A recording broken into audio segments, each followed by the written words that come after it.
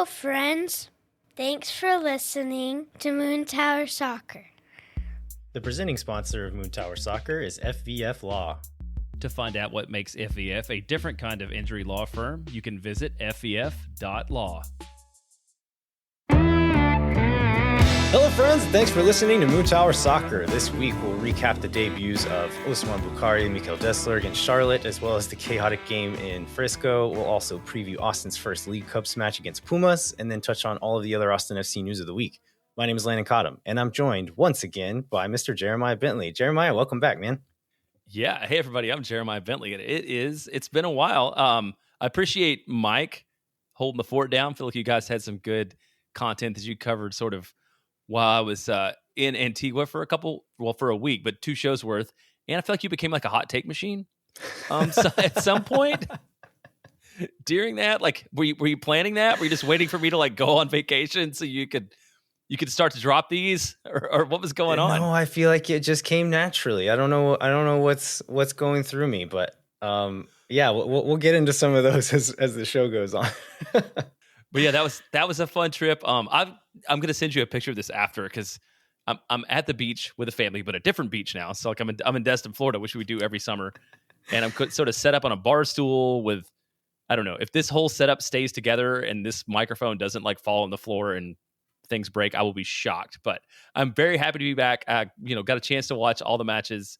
Well, since you're still on your endless summer tour here and missed the last couple of shows, is there any talking points that you wanted to weigh in on or put your 2 cents in from the last couple of weeks? I don't think there's anything from the last couple of weeks that we won't talk about on the show this week. I think it's the themes from this week, I feel like, are largely a continuation of how things have gone. And so like I'll just save those for the time when they're appropriate. All right, well, let's jump into the first point on the story of the week here. So it's the debuts of Bukari and Desler.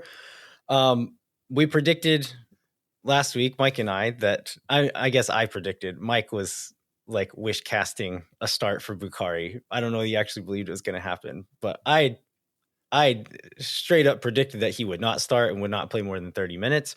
I was wrong, and I was more than happy to be wrong. And I told the multiple people who saw me in the stadium and yelled at me from across the way that I was wrong. And I was like, that's fine. I'll take this one. I'm happy to see him out there. Yeah, for sure. And I would have, had I been on last week, I would have totally agreed with you. There's this ongoing narrative that people have to, people don't get the chance to play early on once they've signed, because there's this onboarding process and stuff. But I went back and looked at 2020. It's 2021. Is that when Chirisi signed? Yeah. Right. Half. And so, yeah, second half of the season. And so he did actually played 8 days after he signed and started 15 days after he signed. So like with that history, I'm not surprised. I think DPs are a little bit special, but I would have been with you where I would have thought that, yeah, we were going to get 30 minutes of him off the bench, and we didn't get a start. He ended up getting 70-ish minutes, I think, before he came off. Let's talk about how he looked. Yeah, the first few touches he had were a little bit bumpy, but I think his second real involvement, he beats a guy to the end line and puts in a dangerous cross. Like I think hits Jussi Zardes on the head, and he heads it high, but ended up kind of finding a groove and kind of showing why this guy was signed. I did feel like maybe he was forcing the issue a little bit. Did you get that same feeling? And do you have any thoughts about that? I definitely got the feeling that he was, just to go back to kind of what we talked about, like this is definitely a guy with it felt a lot like a guy with a lot of talent, who hadn't quite figured out the system yet and was like doing his best and trying to fit into it. And so maybe in that way, it seemed like he was sort of forcing it a little too much. Man, it felt great to have actual speed on the wings that are threatening. And I feel like it opened, especially when we talk about the first goal, like it opened the field up a lot more. So I'm not worried about it. And I think he's coming in it's great that he was able to get some action now before the Leagues Cup, and then which the most important part of the rest of the season is before MLS play starts again, to sort of acclimate a little bit. But he was a little bit out of sorts, but it's nothing that left me worried. Yeah. And as far as like, just like, I don't know, there's some players that you you think might play a little selfish or like take chances for themselves when maybe something else is the better option. From watching the tape of him, I do not get the sense that he is that kind of selfish player where he's consistently trying things that are bad ideas for the good of the team. And so I don't mind him kind of like forcing it a little bit in this game just to try to get into the game, get some early touches, get some early chances. I'm fine with that. And so he wasn't rewarded with the goal or the assist on the night, but he showed flashes of what he is capable of with the outright speed and then the first touch and tight control and the acceleration in small distances. That's all there. And that's super exciting to see that is the real deal. All of that is part of why we bought him. And I can't wait to see him kind of just get settled in a little bit more and feel a bit more part of the team. Desler ended up playing in the second half, got about 40 minutes with stoppage time and everything. And I really liked what I saw from him as well. We'll get into him a bit more later, but I felt like he was just kind of operating at a higher frequency than some of the guys around him on the field. I'm really hoping and kind of expecting that will raise other players' level around him. But I think this is a small sample size and we still need to see more of these guys. But these performances kind of reinforced what I was expecting to get from them, which is that like Bukari's game is like the position and the way he plays is not one in which he's going to take over a match and just really dictate a match all the time. But he is clearly capable of providing these less frequent moments of like big magic for a team. And then Desler is the kind of player who is probably never going to give you those big magical moments, but will just constantly give you small bits of magic throughout a game. And so, yeah, I can't wait to see these guys get on the field at the same time. Yeah, and I saw, especially about Desler, I saw several comments from people who know the game like tactically better than I do. That seem very more. I think to your point, from like when they were both signed, like almost more excited about Desler and what he could mean to this team than Bukari. So it's good to see. I mean, it's 40 minutes, but it was good to see some of that. And and we're going to probably talk about Driussi's sort of bad week here when we get into the matches. But I'm really excited to see in the attack how Driussi can play off a guy like Bukari. Along with Obrian and like have some speed and some actual threat up front, which Austin hasn't had since 2022. Yeah. We also got some surprise news late last week that Alexander Swatok was in Austin and would be in attendance at the match. So, of course, didn't play. I think he arrived on Friday night and was in attendance at the match on Saturday. They did a little introduction for him. And he went over and said hey to the supporters and everything. But yeah, I mean, excellent to have him in town already. We'll maybe do some speculation later on about when we'll actually see him. What else you got, Jeremiah? Well, I have one thought. I mean, it's great to see new guys, and I feel like new guys are always one of the most exciting things to talk about with the club, especially one that is sitting on the table where it is. But it was like a weird week overall for the vibes, which I think made the new players sort of this fresh start idea even more important. So we saw, the one that y'all talked about this last week. Like we had the Wolf out playing for the match. We had who was it? Glenn Davis, I think. Longtime Houston Dynamo commentator talking about how things seem a little bit off in Austin and at Q2, and while like the supporter section is going strong, that maybe it's not even the same. And I know you guys talked about the sellout streak and what that might mean. So it and then seems also like a team, two red card games in a row. two red card games in a row. Still like guys on the edge of red card suspension too. So it's just things are not in the best place they can be in Austin. And so it feels good to have this sort of fresh breath of air to talk about overall because it's just, I mean, it's sort of tough now, and we'll get into what the last 9 matches of the season mean, but it's a little bit hard to see without these guys integrating and making an immediate difference how things do get turned around this year. Yeah, absolutely. Yeah, it's by no means a given that they will help turn it around, but it certainly didn't look like it was going to happen without them. And so, yeah, the timing definitely works out well for this team right now. Anything else before we take a break? No, let's go ahead and take a break and talk about the matches this week. And one thing that we did when we were preparing for the show is sometimes there's 2 matches in a week, and it feels like more often than not it's 2 losses that kind of have a consistent theme. Sometimes it's 2 wins that kind of have a consistent theme, but these 2 matches were very different, and so I'm interested in your take on those and what we can pull out of them in the aggregate. All right, hang tight. We'll be right back with more Moon Tower Soccer. When no one is around.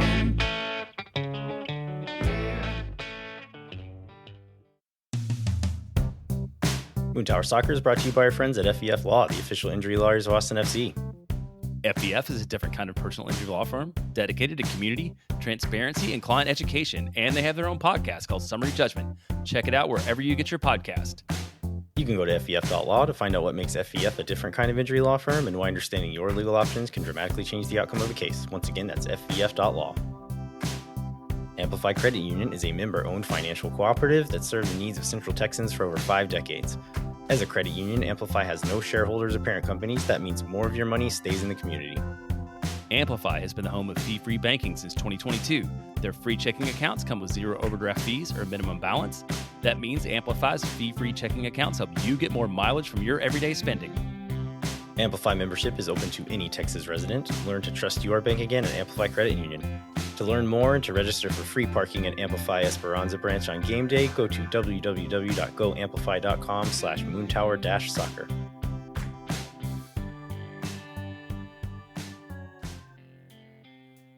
All right, we are back. Jeremiah, I always get a little bit stressed out when we have to recap 2 games because I, 1, have a bad memory, 2, have moderate to severe ADHD, and all of the details kind of run together as I'm doing my homework. So listeners, bear with me. Jeremiah, let's try to keep each other on track here.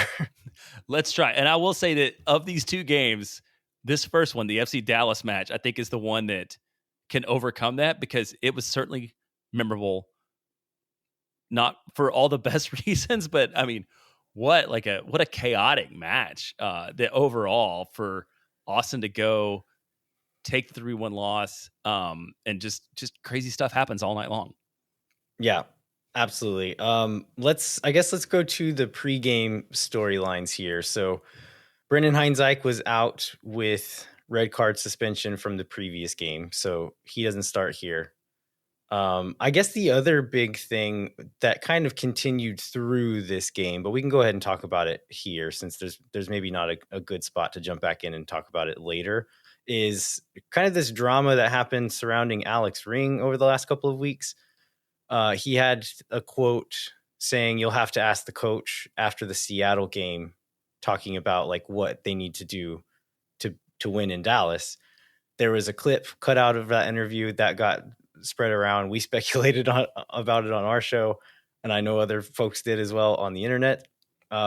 Apparently Ring found out about this clip and made a point to tell the media after the FC Dallas match with some colorful language that he would not be talking to them because of this video clip.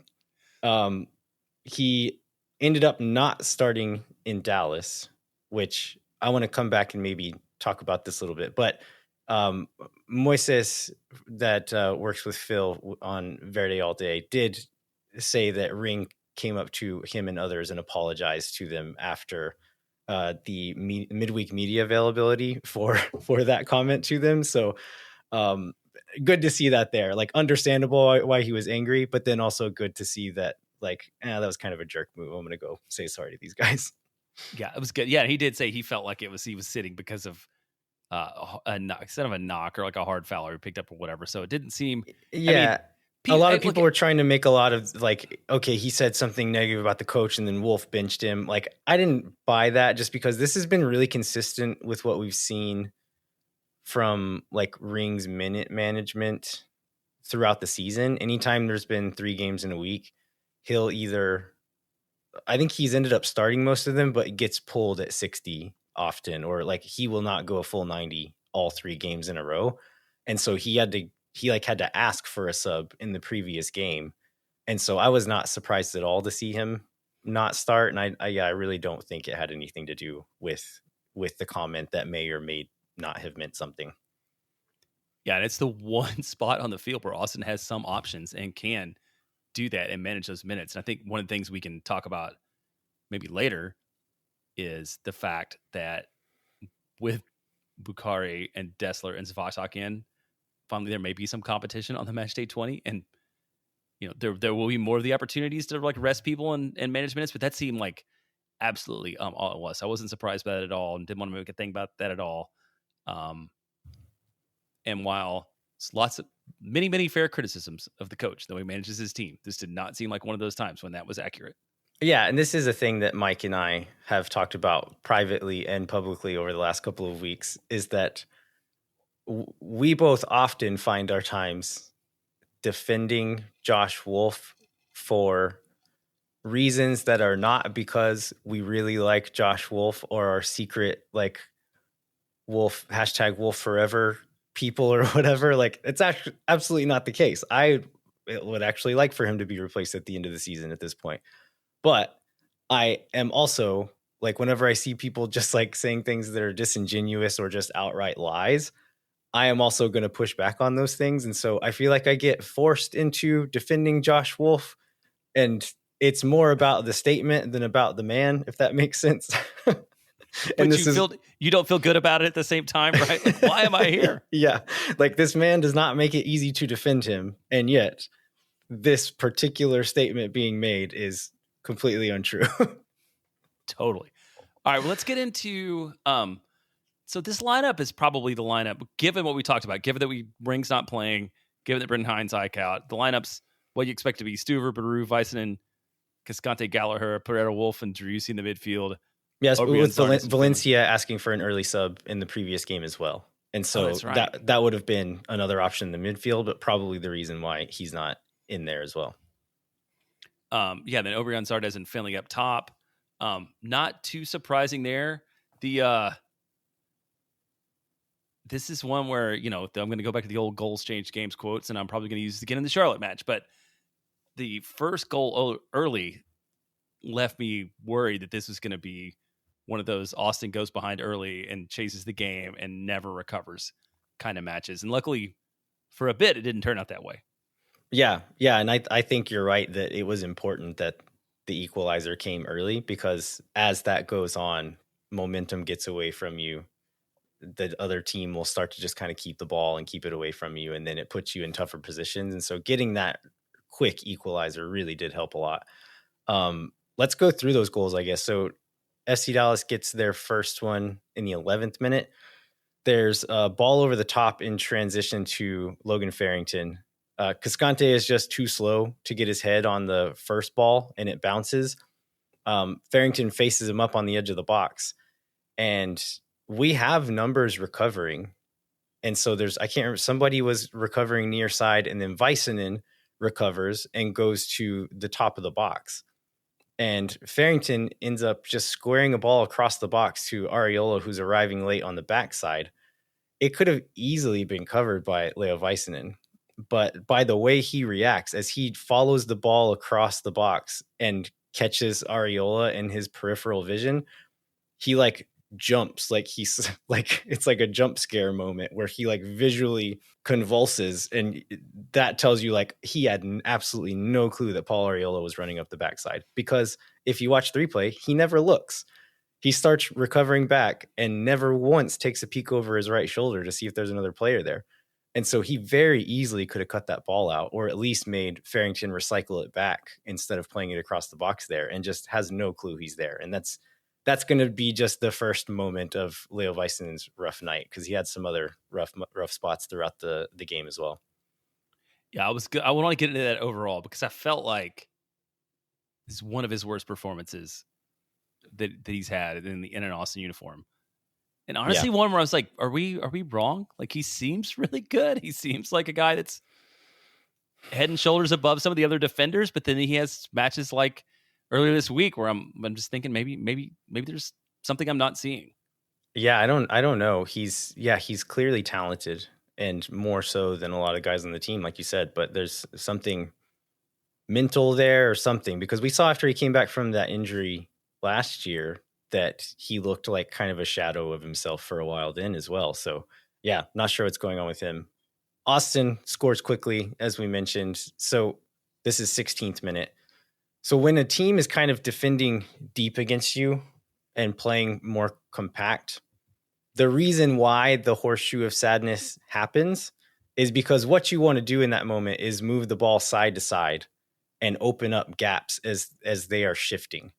But the key to that is that you have to move the ball fast enough to actually take advantage of those gaps. Otherwise, they close up by the time the ball gets to the next person and there's nothing you can do with it. And that is when the horseshoe of sadness develops, is if you're not playing the ball quick enough, if your first touch is loose and you're not able to play the next ball quick enough.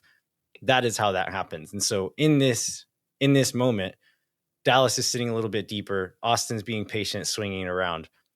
Gallagher had kind of was high and then drops a little deeper on the right-hand side.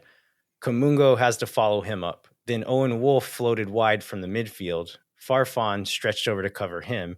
And then Hader Obrian had tucked kind of inside. And so the left center back, Tafare, had to slide over and mark him. Whenever Tafare slides over, Ibeagha does not slide with him and leaves a big gap, which Zardes then moves into. And one of my biggest criticisms of John Gallagher, we're going to talk about John Gallagher a lot tonight, is his passing decisions in build-up play. He never seems to want to play back inside to Danny whenever we're kind of moving it around in those spaces. But in this moment, he receives wide, plays with his first touch back inside to Danny. Danny receives it, turns, looks upfield immediately. And as all of those defensive shifts are happening that I just described, that's when Gyasi Zardes runs into that gap that it opened. And Danny does well to see it, plays the ball into the space. Zardes takes a touch forward and just hits a killer finish. This is he never looks up. He's just I'm just going to hit it as hard as I can near post. And I'm going to take power over accuracy at this moment, and just smashes it into the top corner. Man, and I was so excited to see that. And I didn't know if that was even the kind of shot that he still had in him at this point. Because I feel like he's made attempts like this before where, the same point, and they just haven't been accurate. So whatever's been in Gyasi Zardes over the last month, effectively, more or less, with the 2-goal match, and then again this past week, I would love to see more of that. But what a well played goal, and what a good a good recovery. And then I feel like Austin had the better part of this for most of the rest of the first half into halftime, and then situations happen. We're still getting the ball deep into Dallas territory regularly, but just lacking that cutting edge, which has been a theme. Even in the games where we look quite well in a lot of phases of play, that cutting edge is not there. And be it poor crosses, or not being ready for the ball to arrive, or not taking shots when they are presented to you. There's good combination play that's around the box, laying things off. And then one time Zardes has the ball in the 6-yard box, or just outside of it, lays it off for Driussi, and he kind of trips over himself and isn't able to get a proper shot away. Yeah. And if you're not winding up to shoot as the ball approaches somewhere on the field, in that spot, where else are you supposed to be doing it? And just really frustrating again to be the better team for a lot of the night and not reward yourself for it. Yeah, well, let's go to this penalty, because this is the main fulcrum point of the game, right? Yeah, and it's just, it's absolutely 1,000,000% a penalty by every definition of the word, and then it's also still very unfortunate that it hits Owen in the arm. Yeah, there's a ball kind of bouncing. Musa gathers it at the top of the box and tries to flick it over Owen's head. And Owen is rotating his body around, and just as his arm lifts up, the ball hits him in the arm. And so it's it's so unlucky and unfortunate, but you also have to give it. It's not even one that I think shouldn't be called. I think that one has to be called. So yeah, just unlucky there. Now for the drama. So Stuver saves Musa's first penalty. Austin fans celebrating just to have VAR show that Stuver was off of his line and that the penalty will need to be retaken. Go back to before the first penalty. Julio Cascante is standing on the penalty spot, talking trash, like trying to stand on the spot, trying to get in Musa's head, which will become important here momentarily when Musa buries the second attempt, immediately starts taunting Julio Cascante. And Kosi Tafari comes over, is also taunting Austin players. The camera cuts away, comes back. There's a big scrum. Tafari's on the ground.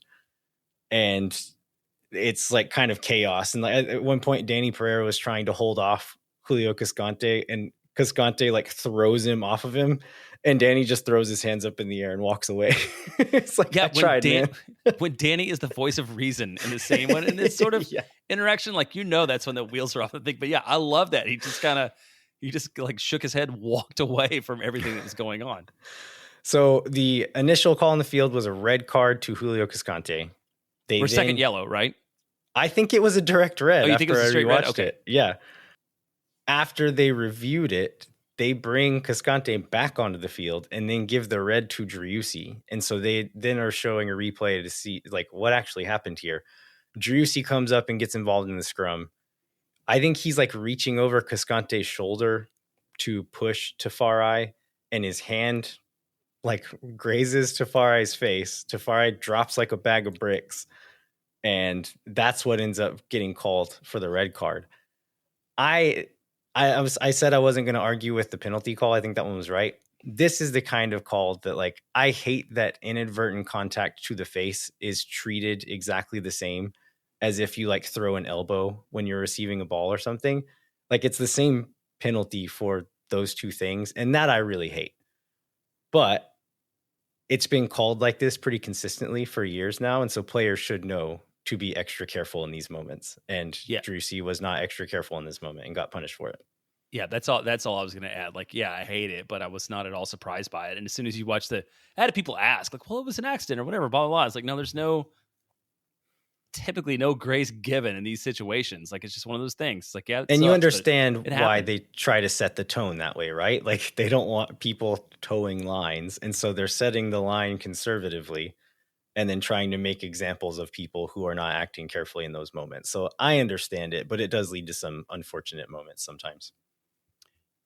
Yeah, it does. Yeah, and then I felt like even after this, like Austin, to your point, and a little bit to sort of Josh Wolf's post-game press conference about saying that we're pretty much dominating as we expected to do. Like, I still felt like Austin would look more threatening, even playing 10 on 11 a lot, but just those connections in the final third just never happened. It didn't happen all night long. And so I do have a little bit of, I don't agree that they were dominating, but I feel like they were in good positions and didn't convert. And it felt like that maybe the tying goal was going to come, and ultimately it doesn't. And but it's just like they were there. There was all the opportunity in the world for Austin to do something to, again, respond to a goal and to even it back up. Yeah, if you look at those momentum charts that like FotMob or SofaScore, whoever put out, Austin's longest sustained time in the attacking third was after the red card. And so like field tilt, I don't think we've ever covered that term on the show, but it's a new metric that people are using, which is like how much time are you spending in your attacking final third versus how much the other team is spending there.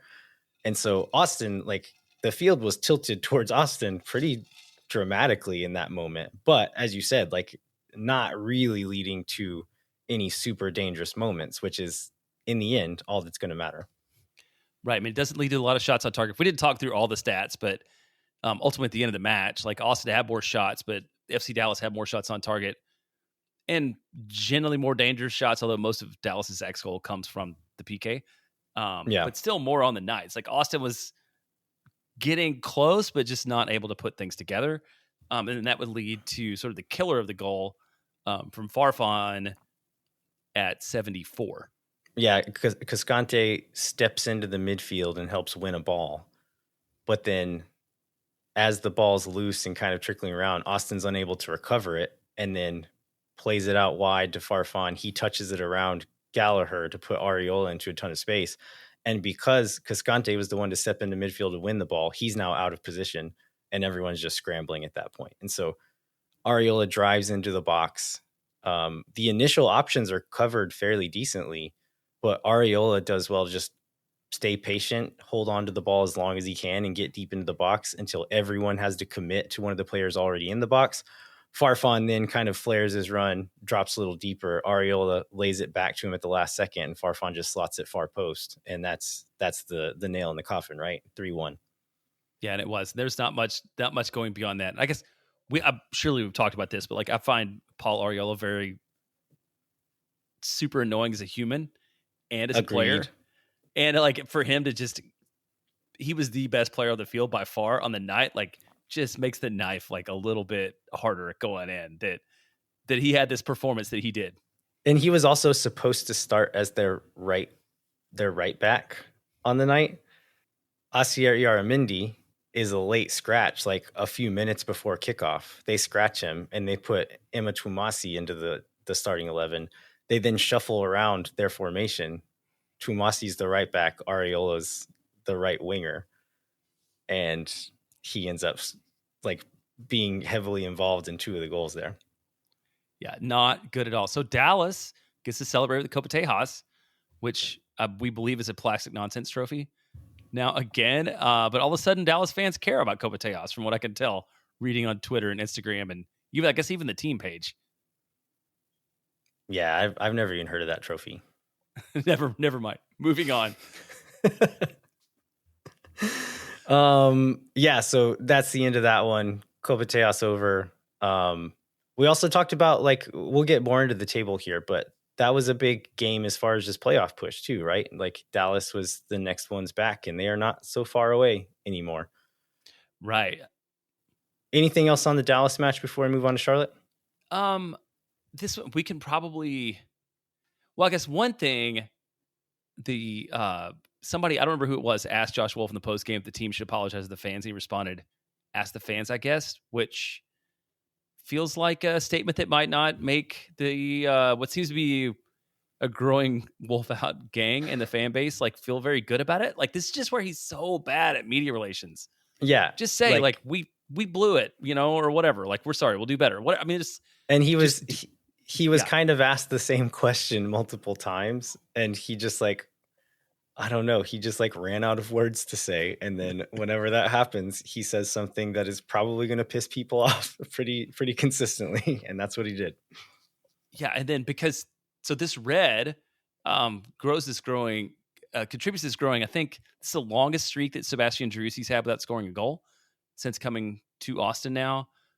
Phil wrote a piece that disturbed, I think, some of us greatly when it was like, how are we witnessing the decline of Sebastian Driussi? But he's and going back to the vibes point, like he seems in a really bad spot right now. I guess if anybody can benefit from a little bit of time off, and I guess he'll get the first Leagues Cup match off too, I think. No, I think he'll be back, right? Because he took Charlotte. Yeah, it was just Charlotte, and he's coming back now, which is good because sometimes violent contact is multiple matches. So, I mean, we criticized him for a few weeks in a row for not showing enough fight on the field, and it seemed like maybe he overcorrected a little in this game. But I mean, I guess I'd rather see that than see him not tracking back after giving the ball away again. Like if we're going to choose one.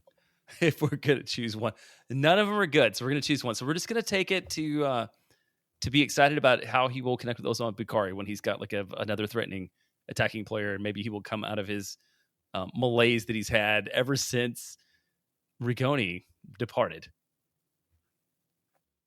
Let's move on to the weekend. Let's talk about Charlotte. We have suspensions because we just talked about the Driussi when then Julio picked up. It was a yellow card accumulation that he picked up the suspension for. That's right. Yeah. So neither one of those guys are in. Question about starting, which we kind of covered that you didn't think Bukari would be a starter. He ends up being one. So we end up with Stuver. I would love your take on this one. Like Hector Jimenez at fullback on one of the spots, along with Heinzak, Hedges, and Beru, Ring, Valencia, and Pereira in the midfield, and Bukari, Zardes, and Obrian up top. Man, I love Hector as a human, but I feel like if he doesn't see the field again this year, which I hope to be the case, now that Desler's in, like that would be amazing for all of us. Yeah, and I'm thinking the only reason he's there even this week has to just be for rotation purposes, right? Like after such a heavy match load, Gallagher plays 90 almost every game. And then Biru has also been playing 90 almost every game, to just have some time set aside for some of these guys to be off the field at some point. And that's the reason why I think that probably happened. But like you said, like, is this the last time that we're going to see Jimenez on the field this year, or I ever? hope so. Yeah, probably ever, right? If it's not this year, and this is honestly like it's more in line with like last year he played 60 or 70 minutes the whole season. Right. So this year's been very much of an outlier. I'm surprised by it. I mean, I guess it speaks to maybe some depth issues that it's happened this way, but yes, I'm very much more would like to see some of the 2023 Hector Jimenez minutes and less of what we've seen this year. Yeah. I also took we took some family to the game, including our 3 nieces, who I meant to say this earlier, but you're going to hear that at the top of the show, is 6-year-old Carter. And then I had her do a little surprise for the end of the show too. So stay tuned to the very end. But it was fun to get to take them. But we sat on the north end of the stadium, which was kind of a fun view to have of the game. For like, it's just a very different angle from where we sit up on the high in the east side. And so whenever the ball's in the far end, like down in the south end, depth perception is all shot and I can't tell what's going on over there. But to see some of like the passing lanes in the channels and stuff, and I would wish some from what we were doing, but a lot of what Charlotte was doing, playing to Swiderski in those channels. It was fun to see from that end over there. And also shout out to Zach from the north end, who gave us confetti for the girls to throw after the goals. And we got to use it a couple of times. That's super cool. Hey, and shout out to the North End Pirates, who had run in with security, and apparently maybe it's finally all settled and they'll be back with their megaphones in the North End in games in the future. Yeah, those guys are nothing but good vibes. All right, yeah, let's jump into the game here. So, yeah, as you said, Osman Bukari gets the start on the right-hand side. Desler's on the bench. Austin gets their first goal 11 minutes in. It's Alex Ring assisted by Danny Pereira. So Danny was on the start and the end of this one. So defensively, he was playing, I guess offensively as well. He was playing the Sebastian Driussi role, in that he was one of the 2 like dual 10s alongside Alex Ring in the attack. But then in our defensive shape, it was the 4-4-2. And he was playing one of the pressing forwards alongside Zardes instead of his normal role in one of the central midfield roles there. And he did quite well in the press most of the night. And in this instance, he forces a panicky pass from Kalina. Biru does really well to push up and win, like cut that pass out and win it. And this is where Austin's press breaks down a lot, is when they don't press as a team. And this is a good example of why that's important, is because you force that bad pass, but as soon as it breaks that next line, it's no longer a press. It's just you being out of position. And so Biru does well to fight, to go up and cut that pass out, wins it, touches it forward to Ring. He turns, finds Obrian on the edge of the box. Obrian tries to create his own shot, but is kind of forced to turn back outside. He lays it off to Danny, and Danny just like perfectly anticipates Alex Ring's run on the back post. His first touch is this beautiful curling cross that lands right on Ring's head, and he nods it past Kalina. And this is the kind of vision that, like, the final product in the attacking third and around the box, that I have been very critical of Danny for over the years. And he's like clearly improving those areas. There's several moments in this exact match where his decision making is poor or too slow in the final third, and he kind of blows a dangerous moment. But in this exact moment, like, gets rewarded for his hard work and then spots the pass and perfectly execute it. So bravo on this one. Yeah, he did a great job on this one. This is, I mean, maybe because as a fan, one overreacts sometimes to some things. So like I saw this and I was like, yes, this is a different team. Like Bukari's come in, we've got 10 minutes. Like this is like the the best of what one would hope from this style of play. And it didn't last all night, but there's like you see the potential there, like when the people are connecting and like things are going right. So it was a very encouraging start to this match. Yeah. Next big moment is Charlotte's penalty in the 32nd minute. So Charlotte kind of have Austin pinned down a little bit. We're unable to get it out of our defensive third for a little stretch. There's a cross put into the box. It's headed down by Diani to Tavares, who are the two giants that were playing in the midfield and left wing for them. Tavares has the ball in the box, but his back is to goal. And Brendan Hines-Ike is putting pressure on him and forcing him to retreat from goal. And so it's not a super dangerous moment. But then in comes Alex Ring sprinting through the box. And I think he just thinks he's going to pick Tavares' pocket without him noticing it. Tavares sticks one of his mile-long legs out in front of the ball. And Alex Ring just runs right into it.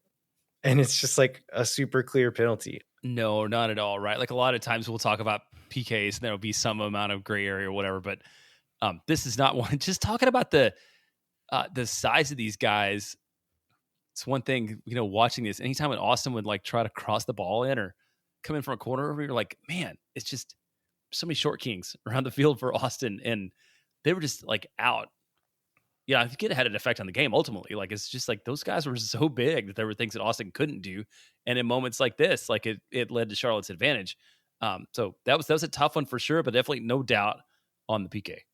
Yeah. This is another question I wanted to ask you after being gone for a couple of weeks. What are your feelings on the phrase "full of beans"? It's a very Landon phrase, and I kind of love that. I can't imagine like me using it. Did you say that you're attributing that to like the one good thing that the English had contributed to the soccer lexicon, basically? Yeah, not even soccer lexicon. Just when I lived in Spain, I had some really close English guys that I hung out with a lot, and I picked that up from them. Full of beans. And what does that even mean? It's like it's generally used to be like in like particularly high spirits or like full of energy.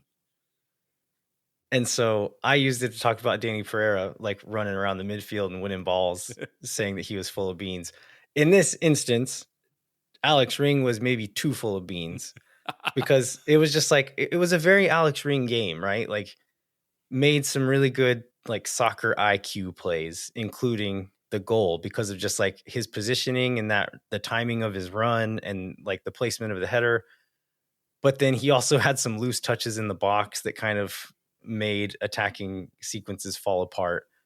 Got blown past in the midfield when he was defending on multiple occasions, and then needlessly smashes through a guy in the box. And I think I heard someone say this is the third penalty he's conceded this year. Him alone has conceded. That's not surprising. That's just, it's the downside of having an Alex Ring that's at an age where his physical, I don't know, it's kind of like when we played that media game last year and there was a ball that was halfway between me and Eric Goodman. And like Eric Goodman is 20 years younger than me. So like in my brain, I was going to beat Eric Goodman to that ball.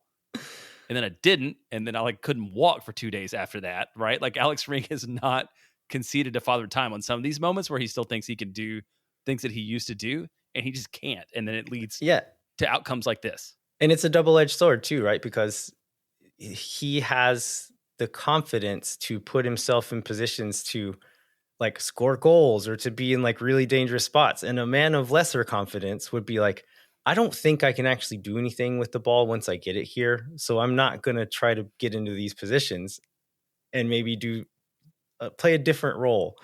And Alex Ring doesn't think that way. And so it benefits us a lot of times, but it also makes him think like, yeah, I can still get to that one. No, you can't, bud. You can't do it. You can't. Yeah, I know. Yeah. And then so we go in the half again, 1-1. Austin looked pretty good. I think this game was this is definitely more than the Dallas game. Like this seemed like a pretty wide open game. It was pretty end to end.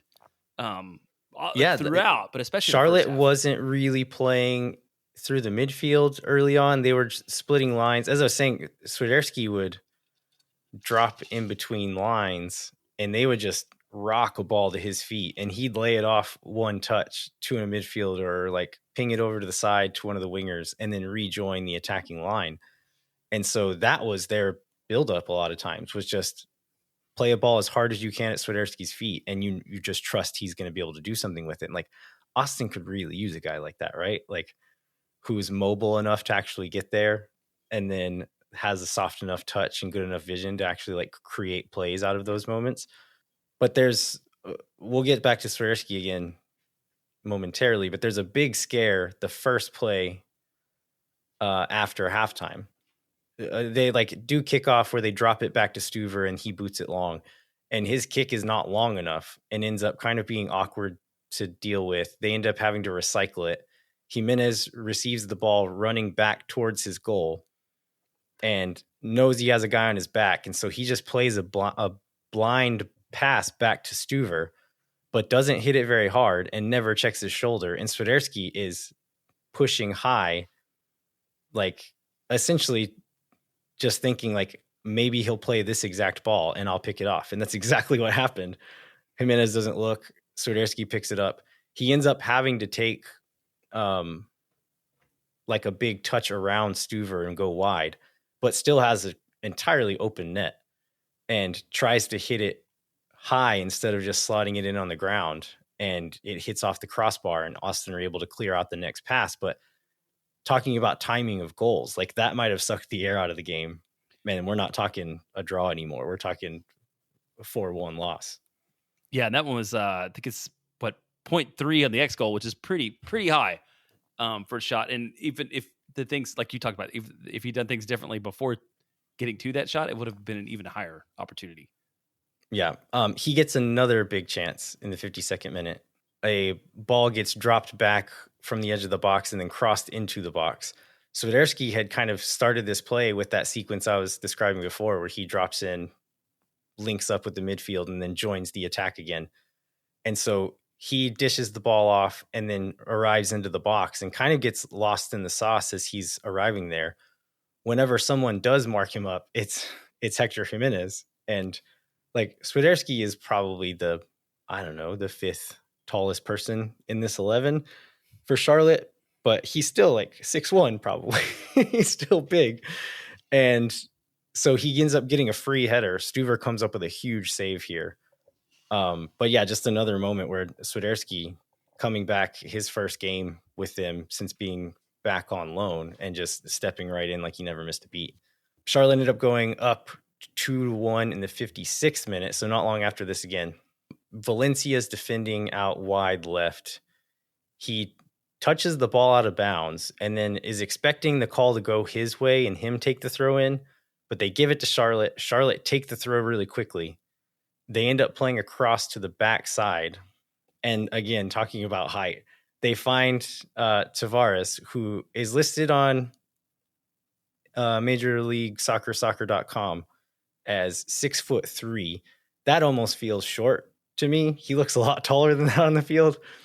And he was being marked by one Hector Jimenez, who is listed as 5'9", which I feel like that is generous. You've stood next to Hector multiple occasions. Is he 5'9"? I don't feel like he's 5'9". My wife is 5'9", and I'm pretty sure that like she would tower over Hector. Yeah. In any case, Tavares just says, "Excuse me," and just kind of pushes him out of the way, and then side foots it back against the grain past Stuver. And in the moment, I was thinking that like Valencia standing over there complaining was why the goal happened. On the replay, I don't think it ended up having too much of an effect. Everyone else seemed to kind of be engaged in marking up, but like you'd still like to see Valencia be engaged and just get back in and start defending, because it very easily could have affected that play. But yeah, it's a good cross and then just a giant stepping on Jimenez to score the goal essentially. It is. Yeah. And right after that, I don't remember who was ready to come in. I don't know if all the subs were ready to come in at that point or not, but we get 3 subs from Austin. So we get Bukari goes out for Owen Wolf. Hector goes out for Bukari and Desler, which that one was already waiting, right? Like maybe it would have been great if that sub could have been made like a couple minutes earlier. Yeah. And then John Gallagher comes in for Biru. And Biru was pissed to come off the field. He was. Yeah. I don't know what the deal was, but he walks up to Gallagher. Gallagher, has his hands up. Well, they do like the double high five and hug each other before they go on. He ignores Gallagher, walks right past him, and then walks right past all three coaches on the sideline and is like saying something. I don't know what he's saying. I don't know if anybody there could understand him either, but he did not look happy to come off the field. Which I'm just gonna go with, like, that's a guy with a lot of fire and fight, and like that's the kind of, we should be supportive of that kind of response to having to come off the field. Absolutely, especially now that we've got this. There's actually competition. Like, Desler is going to be the starter, which means John Gallagher wants to get on the field, and if Biru is not performing, and not to say that he wasn't fine in this game, I thought he was fine, but like, this is what it's going to be going forward. And I want him to have that fire in him to say, like, no, you have to drag me off of this field, John Gallagher. And yeah, like, I'm hoping it doesn't cause any like actually interpersonal problems there. But yeah, you want that fire. So Austin's down 2-1 here. And we talked about Gallagher coming on. So Gallagher gets the goal to draw. Let's start here. There's important context here. I don't know if you were following my Twitter feed last week. I loved it. It was one of my favorite things about last week. So John Gallagher subs on him, is playing left back for 15 or 20 minutes. Kolmanich comes on in the 74th minute, and he takes off Valencia. And so last week, I posted a video of John Gallagher in the Dallas game where he receives the ball wide right from the fullback position, but then drives inside. He's got Owen Wolf in the pocket, so he can play him on the half turn and face up on goal. He chooses not to do that one. Jossie Zardes starts to make a run, and Gallagher does not play the run. So Zardes has to drop back and restart his run. And then Gallagher plays it just straight into Tafarai's feet, or maybe Ibiat, one of the center backs' feet, just plays it straight to them, not anywhere close to Jossie Zardes. And I clipped this out and posted on Twitter saying, essentially, like, this is why John Gallagher should not play in the attack for Austin FC. And so I post this. There's some banter back and forth. As this sub comes on, let's fast forward and back into the game. Kolmanich comes on for Valencia. I'm doing the mental math here and realize this means John Gallagher is going to push up to the left wing. And I said out loud to Ashley, Gallagher's going to score now and make me look like an idiot. And within a few minutes, he does exactly that. So 80th minute, Brendan Heinzike splits lines to find Owen Wolf in the half space. This happened multiple times throughout the rest of this game. This is how we should be utilizing Owen Wolf, is he would receive it in between lines, turn on the half space, receive it on the half turn, and then drive, and just puts the defense on their heels whenever he does that. And he's so good in those moments. And so he does this multiple times, but on this one, he receives it on the half turn, drives forward, plays a 1-2 with Gallagher. Gallagher plays him in behind again. So Owen is in onto the in line. He plays a cross in, it gets deflected. Rubio is able to gather it and kind of reset it back to ring at the top of the box. And then he finds Rubio in behind again. So when Gallagher played that initial 1-2 with Owen and played him in behind, he continued his run inside. And then as Rubio is pulled wide by that deflected cross, Gallagher then occupies the striker position, which is what you want a guy to do in that moment. If you find yourself in a foreign part of the field, find a spot that's not being taken up and play that role in that moment. And it's exactly what Gallagher did here. So as the ball works its way back to Rubio, Gallagher's movement and positioning is perfect. It's exactly what he's supposed to be doing. And then as that final ball is arriving, he crashes near post and is able to punch it in. And so I would like to take this opportunity to say that this changes my opinion of John Gallagher 0%. Oh, okay. He's a very useful player in certain moments in certain areas of the field. I think there's still a lot of gaps in his game that if we are regularly playing John Gallagher on the front line, we are not a serious team. We are not a contender in this league. And so, for example, a few minutes later, Gallagher's 1v1 on the left side. He gets the ball caught at his feet and gives it up with no real pressure on him. And so really great work in this moment. He did everything exactly right. And honestly, I like him better as a forward, like as a striker than a winger because of those kinds of things he can do. But as far as having the ball at his feet, like he's not an upgrade from the guys we have now. And so I'd much rather him be super sub fullback on both sides and then pushing Biru for minutes. But taking nothing away from the work he did here because it was really, really good from him. So what I took out of this was I feel like the world's like what there's balance in the force now. Like you had managed to jinx Sebastian Driussi on his PKs, and then you talk trash about Gallagher, and he came in and like scored a goal the next match. So I feel like now who do we need now? Yeah, we're even. I don't know. I will do this for you, Austin FC fans. Tell me who you want me to disparage, and I will fix them. Exactly. Yeah. So that was, for a performance that looked like it was going to be a problem. I mean, I don't know that anybody's super excited ultimately at the end of the day about a draw at a home against Charlotte, sort of given where Austin is in the table, but there were lots of good things to take out of that performance. And that goal obviously made it, turned it from a bad outcome into like an okay one. I think player wise, well, I guess one thing was like when I saw the game day 20 for this match, like Austin didn't even have a full game day 20 for a while. And then Austin had a full game day 20 that included 3 keepers for a while. And it was very easy to look at that game day 20 from this match on Saturday and realize that when you have Cascante and Driussi back, like there's actual competition for the first time, maybe since I feel like for a few weeks in 2022, it was that way where like you had to actually be good. Like a guy like John Kolmanich was not making the match day 20 every match. And this is right. It seems like the first time since then that Austin is strong enough to do that. That is very exciting. Right. It's no longer going to be just like Micah Burton and Jimmy Farkerloon, who are official first team players not making the bench. No, it's going to be guys who have played significant minutes this year, might not make match day squads, like you said. So yeah, exciting. That was exciting. And I think player wise, like we talked about Ring and sort of his effect on the game.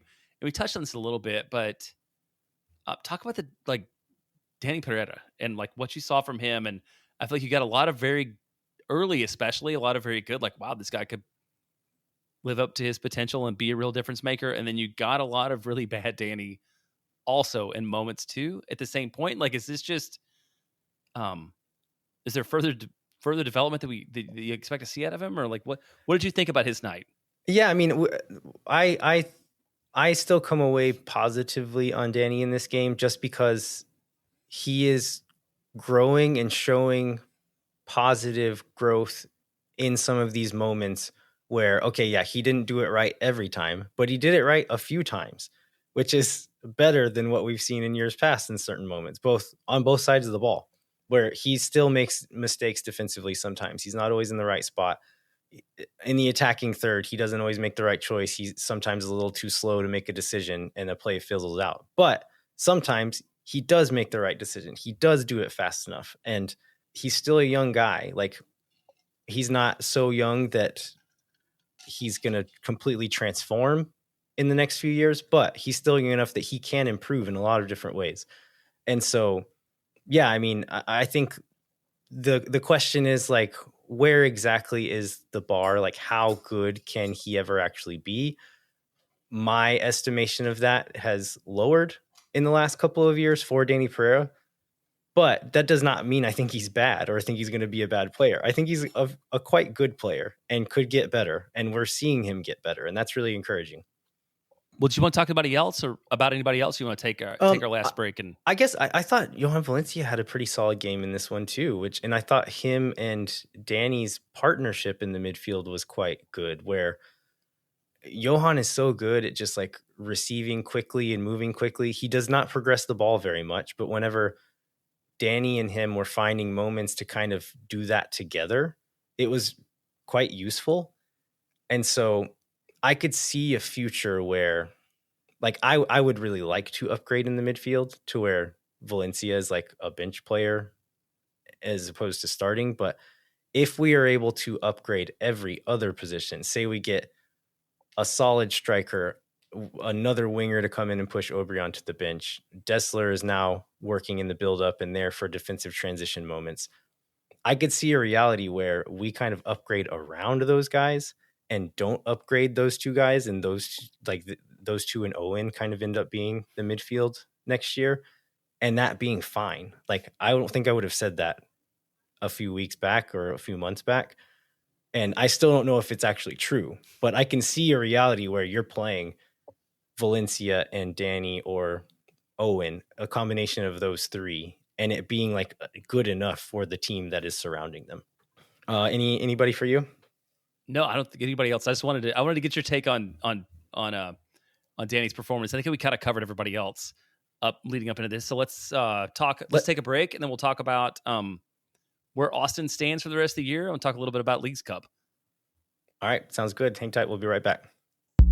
Moon Tower Soccer's premier sponsor is McGuire Woods Consulting, helping clients in the public affairs space from lobbying at the local, statewide, and federal levels to digital and communications campaigns across the country. McGuire Woods Consulting has offices in 10 MLS cities and is proud to support Moon Tower Soccer and support Austin FC's march to the playoffs, and is not at all concerned with Copa Tejas, which is the most irrelevant trophy in all of sports.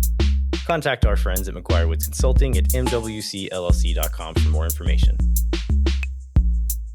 Moon Tower Soccer is also brought to you by Sage Wilson Realty. The Sage Wilson team is made up of Austin experts who are client-focused and have over 30 years of combined real estate experience. Our friends at Sage Wilson Realty are giving away two tickets to an upcoming match very far in the future now. Fill out the form in the show notes for your chance to win. If you or someone you know are in need of Sage real estate advice in Austin, talk to our friends at Sage Wilson Realty. Be sure to check them out online at sagewilson.com. All right, we are back. We are going to talk about Leagues Cup and preview Austin's first game in that competition. But let's start with kind of where Austin is sitting going into Leagues Cup. We kind of talked about where we thought they needed to be in order to still be able to make the playoffs once reinforcements arrived. Where are we, and do we think that is good enough, Jeremiah? Yeah, let's go into, so Austin's in 10th, which is, Austin's been in that general range for a long time now. We were talking before we started recording, we've gone through the table. And if you look, 1 through 4 have definitely separated themselves in the West. And there's kind of a bucket in the middle. And then you get down to like 9th, which is the last spot. And I believe we can have a debate about whether making the play-in game even means you're a playoff team or not, depending upon how it goes. But right now, Minnesota's in 9th after 25 matches on 33. Austin's in 10th after 25 matches on 31. And then Dallas now, after the performance in the midweek, is on 30 after 25 matches. That's really the 3 teams competing for one spot. And then if you go below that, it seems unlikely that Sporting, St. Louis, or San Jose are going to be able to make the playoffs. But Austin's in a bit of a logjam, and it's finally starting to, the performances are going to a place where you're losing touch with a little bit of like ending up in the upper half of the Western Conference. Yeah, so for months now, we've been saying Austin FC needs to stay in that pack, stay tight enough to the playoff line so that even if the reinforcements come in and can make you 5% better, 10% better, that could realistically be enough to get them into the playoffs. Do we think that they're there now? Just barely. I mean, and it was, I think Josh Wolf said after the Charlotte game that, we were still in connection to the playoff line or, around, I don't remember exactly what the phrase was, but basically Austin's, in decent shape and where the shape they wanted to be. But like Austin has lost all of its margin for error. Like these guys have to come in and have to make this team significantly better than Austin has been to date. And there's not it's not an easy run in. And it's like, this is a club that's going to have to struggle and is going to have to play its best. These guys are going to have to acclimate. This break comes at the right time for this to maybe happen, but that's just what it comes down to for me. It's just there's no gimmies anymore, no giveaways.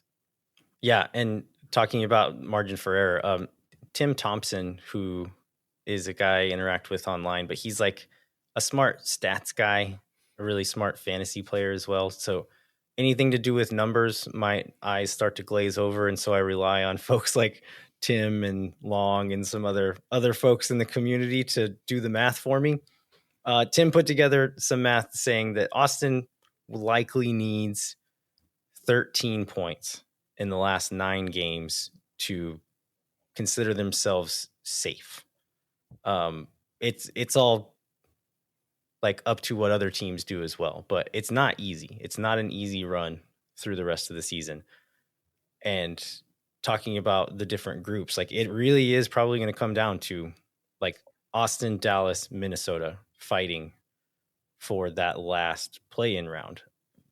MLS is MLS. Like other teams could free fall and end up in that mix as well, but it's very unlikely for those bottom 3 teams to catch us at this point. So it's Dallas 1 point behind us, Minnesota 2 points ahead of us, and potentially Portland, who is 5 points ahead of us. Maybe they could fall back into this pack too, but we have to keep pace and slightly beat the pace of 2 of these 4 teams, essentially.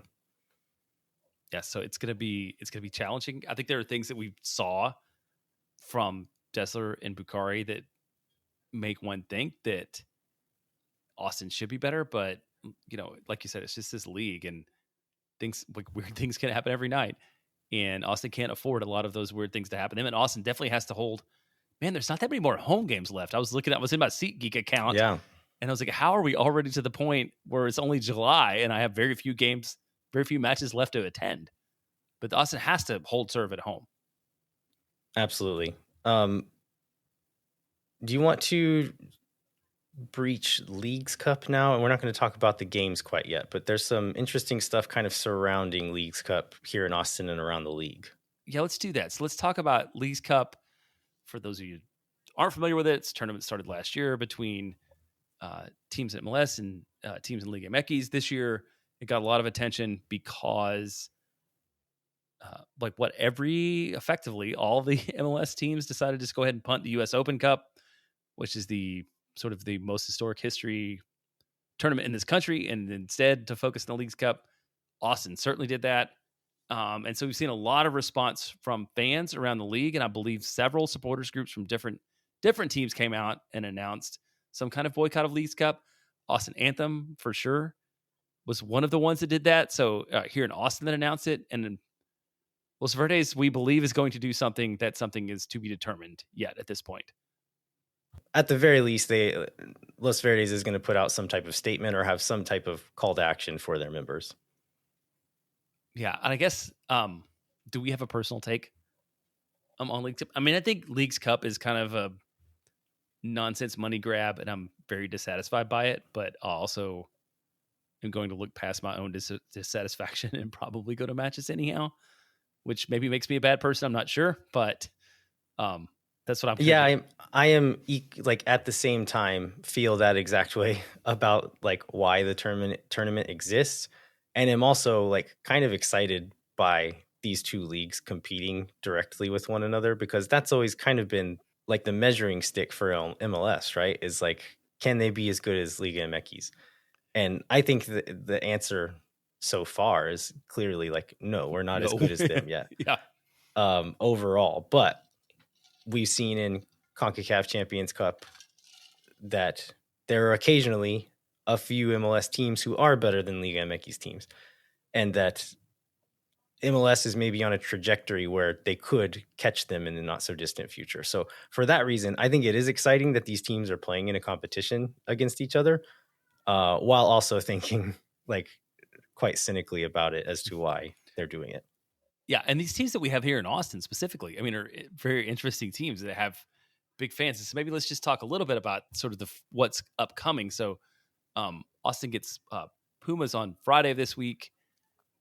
Basically, there's 3 team groups. Austin's group is Monterrey and Pumas. There was single elimination. Wait, no, there's a group play. Sorry, and that happens over the next week or so. And then the advancing teams compete in the single elimination knockout rounds, round of 32, August 7th and 9th. Round of 16, August 12th and 13th. Round of 8, August 16th and 17th. Semifinals, 20th to 21st, and final Sunday, August 25th. So there's a potential for Austin to play a lot of games over the next month. And I think we talked about last year we had expectations that Austin would play a bunch of games over this month, partially because Austin was the way it's seeded is because Austin finished so high in 2022. Austin was playing against teams that were lower in the Liga MX table in 2023, and then Austin also bombed out of that, which I think is one of the things that leads to a lot of frustration about the fan base. Now, Austin finishing so low last year, like these are real deal big name clubs that are, I believe, both in the top 4 in the league that Austin's going to have to play against coming up in this round. So we don't have a lot of expectations that Austin's going to advance out of the group stage. And there may be a lot of downtime, and we will find whatever we can find to talk. It sounds like maybe a lot of listener mailbag shows coming up here over the next few weeks. If the group stage turns out the way we think it might. Yeah. So Pumas, let's talk about them for a bit. You mentioned that I think they're currently second place in the Apertura season for 2024. It's only 4 games old so far, so it's still quite early, but they've got 3 wins and a draw out of those 4 games so far, so looking quite good. And I think they finished like 8th or something in the Clausura of the 2023-2024 season. They've got some really good players, probably less recognizable names than you'll see on Monterrey, who we'll preview next week. But I was trying to I'm not going to pretend to be an expert on any Liga MX team, but they have an exciting young player named Cesar Huerta. And there's been some reports and rumors linking him to a move to Girona in Spain.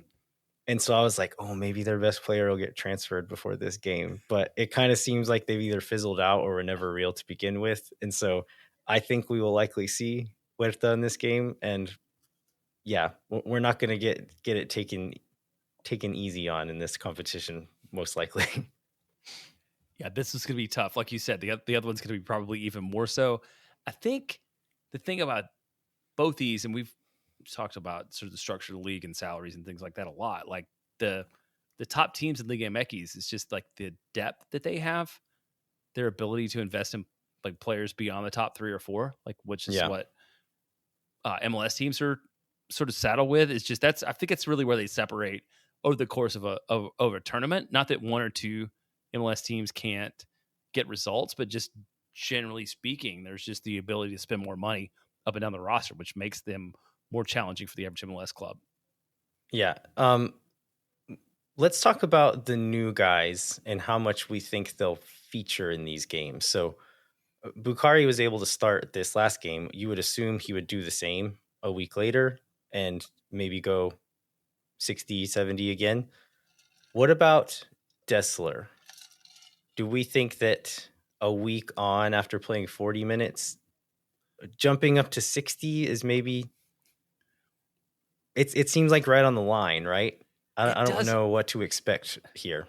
It does. I feel like I would like to see a start because you talked about like the minutes that Bieber is playing, and it seems like if like 60 minutes is enough to start a guy, right? Like I think you talked about last week. You know, if you think you're gonna get 30 or 40 from a guy, you don't start him because you don't want to be subbing off in the first half, right? You bring him on sort of a play against tired legs, but it feels like I can see him starting. I would expect to see him start in this match. And then I guess just I think you talked about people on the internet argue about everything all the time. I don't remember exactly what the quote was. Yeah. So like, should you rest guys? We're talking about this in this group chat I'm in, and Michael Bartlemay shared this tweet with me. It's from 2019. So it's just like one of these classic tweets, but the tweet says, "There's always someone on Twitter arguing with no one, saying stuff like, but I was told Steph Curry wasn't a good shooter." As it's like, that's the thing nobody has ever actually said, and you're creating a straw man to argue with. But I still want to bring this up because these were not straw men, but real men arguing with us last year that we should rest players and just play a B squad in Leagues Cup so that we could rest. I guess before we dive too deeply into it, have you heard anybody say that? Do you think there's people who believe that? I know for a fact that my friend Profe does believe this. He's the guy saying Steph Curry can't shoot in this instance. But Have you heard anybody else make this argument this year? I have not heard anybody else make that argument this year. This seems like, from what I've heard, the perfect opportunity to, at a low risk, have these guys integrate themselves into the team, knowing that the next match is August 24th in Nashville. So there's no need to save anybody. Yeah, and like last year we had a lot of injuries. We had no center backs essentially, and I think Hedges had just joined and maybe got his first minutes in Leagues Cup, or maybe just before. But yeah, like the fact that they're taking a break from MLS play, there's no reason not to like play strong teams in this. And so we'll play games on July 26th and July 30th. The next MLS game, as Jeremiah said, is on August 24th. And so even if by some miracle we make it out of the group and play 2 knockout games, let's say we lose in the second knockout round, we would then still have like 2.5 weeks to rest before the next MLS game. And so like we should absolutely take this opportunity to get the new guys as many minutes as possible with the other starters. That way, whenever we do start MLS play, they are ready to start pushing for that playoff spot, and the betting in period will hopefully be over by that point, and we are now actually putting a stronger team who has played at least a couple of games together on the field. What about Svatok? So he's now in town. He landed on Friday. Like, do you think what is the earliest we see him, do you think? Now that is an interesting one. Well, I mean, he was with the national team, so he's been in training some. I don't know if I would expect to see him in this one, but I expect to see him don't expect to see him start either. I think I could see him getting some minutes in one or the other of these matches, don't you think? Yeah, I don't know, because he landed on Friday night, I think. And so this game is on Friday. Like the back line is a bit more relationship focused as far as like gaining chemistry with your center back partner there. So he's at most, like if he started training today, he's going to get 4 days of training, which is absolutely not enough time to like develop a good relationship with a center back partner. But also it's not even enough time to like be over jet lag. It usually takes about a week to like settle back into a new time zone. And so as we kick off at are these games kicking off at 9? Are they later kickoffs? I don't remember. It's whatever, 7:30 to 9. His body clock is likely still like on 3 in the morning or whatever. And so for that reason alone, I would not be shocked if he wasn't even made available on Friday and Tuesday was his first game on the bench. But I've clearly been wrong about these things before, and maybe he's going to play 30 on Friday. Who knows? Yeah, I love that you're like providing caveats to every statement now and not making declarative statements about anything. Any other Leagues Cup thoughts? No, I feel like I'm happy to be back in the saddle. I feel like we've had a pretty good run tonight. What were you going to add? Just like expectations wise, like I think we should look at this as an opportunity to get these guys minutes, and anything else that comes from it is gravy. Yeah, I feel like this is like NFL preseason where, right? It's like the results are probably not going to be great. They don't matter in terms of MLS outcomes, and right, you just maybe you can draw some conclusions or draw some thoughts about individual players just from what they see. Yeah. All right. Well, I think we've about covered everything. We'd like to remind you to rate, review, and subscribe wherever you get your podcasts. Come find us on the internet where you can roast me for my takes about John Gallagher at elviajero87 on Twitter, jbentley_ATX on Twitter, and then at Moon Tower Soccer on Twitter, Instagram, YouTube, and TikTok. And then check out the Patreon. We'd greatly appreciate your support and would love to send you some cool merch. Thanks so much for listening. We'll be back next week with a review of the first Leagues Cup match, a preview of the second Leagues Cup match, and then we'll cover any other Austin FC news that breaks. Until then, I'm Landon Cottom. I'm Jeremiah Bentley. We'll catch you next time. When no one is around.